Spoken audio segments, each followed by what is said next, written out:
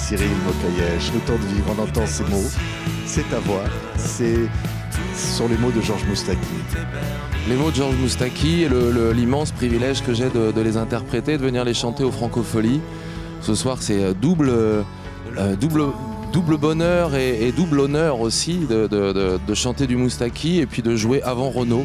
Ouais. Je me vais sentir, c'est sûr, très bien entouré. Ça met un peu de pression, mais comment dire, je vais essayer de rendre hommage du mieux possible à cet artiste que j'ai découvert il y a 2 ans, Georges Moustaki. Je méconnaissais, je connaissais les chansons les plus incontournables, mais je connaissais très mal son œuvre et sa vie. Et j'ai été séduit autant par l'une que par l'autre. Ouais, alors là, oui, tu disais, c'est là, ici au Franco de La Rochelle. Et Renaud va arriver tout de suite après toi. Tu es sur la scène juste avant Renaud et tu chantes Moustaki, qu'il a dû connaître, Renaud. Il a bien dû connaître Moustaki. Oh, j'imagine, ouais. Il avait même repris une de ses chansons, Le Métèque, il n'y a pas si longtemps que ça. Et je pense que s'il a eu envie de faire cette reprise, c'est que les 2 hommes se sont rencontrés. Et les artistes s'appréciaient, je pense. Ouais, d'ailleurs, tiens, on va écouter ta version du Métèque. Écoutez Cyril Mokayesh qui chante Moustaki. Avec ma gueule de métèque, de juif errant, de pâtre grec, de voleur et de vagabond.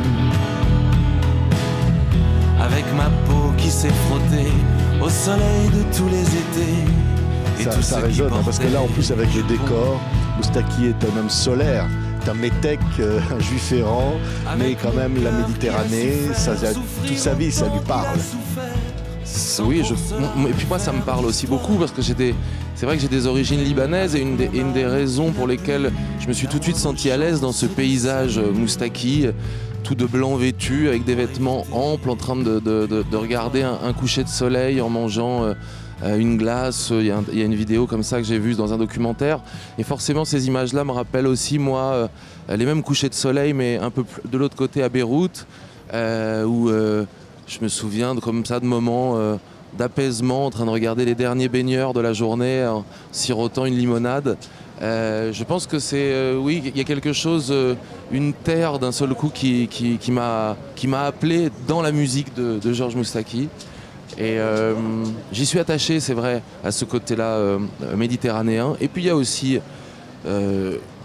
son engagement poétique, ses voyages, ce citoyen du monde qu'il était, avec des convictions, des engagements qui sont toujours traités d'une manière tendre, audible et jamais dans la revendication. Je trouve qu'il a toujours une manière de dire parfois des choses dures avec une grande tendresse. Et c'est une belle leçon pour moi aussi, ça. Ouais, il y en a une, c'est déclaration.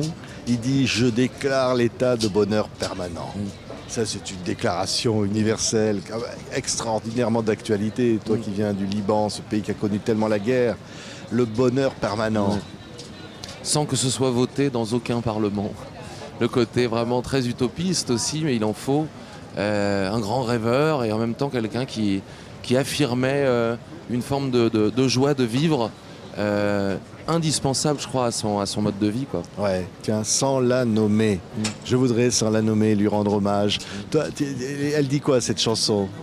Elle est assez incroyable. Enfin, je trouve ça assez incroyable qu'une chanson qui parle aussi directement d'un acte, d'une liesse, d'une ferveur qui est quand même la révolution, quoi. C'est une chanson qui parle de ça et dont le public s'est emparé à bras ouverts, quoi. Je trouve ça assez fort qu'il ait réussi à faire passer une idée comme ça, de faire l'apologie de la révolution. La révolution permanente. La révolution permanente. Et que dans sa bouche, avec ses mots, ça soit presque une sœur dans la famille, quoi, cette révolution. C'est quelqu'un qu'on a envie de chérir, d'attendrir, d'écouter et de servir. Ouais. Il a cette force-là, ce chat d'Alexandrie, de pouvoir... il est d'une souplesse dans son écriture et il n'y a que lui un Léo Ferré le faisait d'une autre manière. D'ailleurs, c'est marrant parce que la rencontre des deux, j'ai bien aimé ce que Léo Ferré disait à Moustaki. Il lui disait tu murmures ce que je hurle, Georges. Et c'est tout à fait ça. Parfois, on pouvait reprocher à Léo Ferré d'être trop brutal.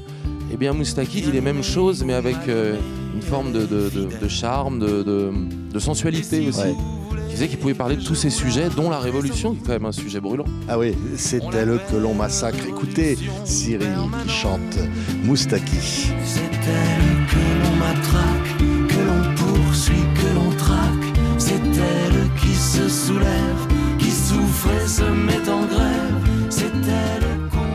c'est elle qu'on massacre, que l'on poursuit, que l'on traque. Que l'on matraque. Ouais, c'est... Oui, c'est un monument, cette chanson est assez énigmatique. Moi qui cherche de temps en temps à faire des chansons, j'aime plus tellement le mot des chansons engagées, mais des chansons conscientes sur l'époque. C'est quelque chose qui me tient à cœur, c'est ce que j'écoutais quand j'écoutais les artistes que j'aimais, c'est ce que j'essaie de reproduire de temps en temps. Je trouve que cette chanson, elle est imparable et quand je la chante d'ailleurs sur scène, tous les gens ont envie de la chanter avec moi, quoi. Des années après, elle reste complètement intemporelle. Ouais, tu as envie de chanter Il y avait un jardin qu'on appelait la terre, parce que là, voilà, c'est là, le jardin, on y est là. Et cette terre, elle souffre, elle crie aujourd'hui. Oui, elle est malmenée, c'est sûr.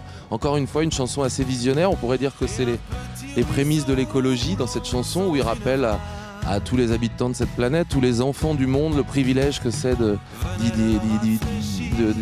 d'y vivre et le devoir de la préserver. C'est ce que dit cette chanson, toujours avec des mots très simples, mais en étant dans le mille, quoi. Ouais, tiens, on l'entend là, écoute. Il y avait un jardin grand comme une vallée.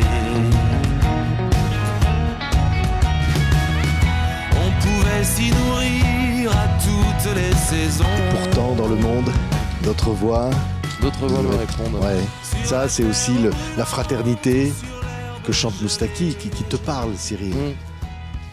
C'est vrai que j'aime bien penser que parfois la chanson peut ouvrir une voie où nos voix seraient portées par l'intérêt collectif. Et cette chanson, elle dit ça, voilà. Tu peux te sentir isolé à penser ce que tu penses, à parfois traîner les pieds, à te demander comment l'année va se terminer. Eh ben, oublie jamais que même si on n'en parle pas trop, partout dans le monde, et pourtant dans le monde, on est beaucoup à ressentir cette espèce de fragilité qui est l'existence, quoi. Ouais, c'est une forme de philosophie, Moustaki. C'est quelque chose, un sage. Oui, il y a quelque chose comme ça, ouais. Comme ça qui... Ouais, il y a quelque chose de même christique un peu dans sa démarche et dans son attitude, dans son charisme. Je pense que c'était un prêcheur de vérité et un passeur de sagesse. Ouais, amoureux de la vie. Il aimait les autres, il aimait les rencontres, il aimait le Brésil, il aimait les voyages, il aimait les femmes. Ça, c'est vrai. Et puis les femmes lui rendaient bien, les femmes lui demandaient de lui écrire des chansons et il s'est pas privé d'en écrire des magnifiques.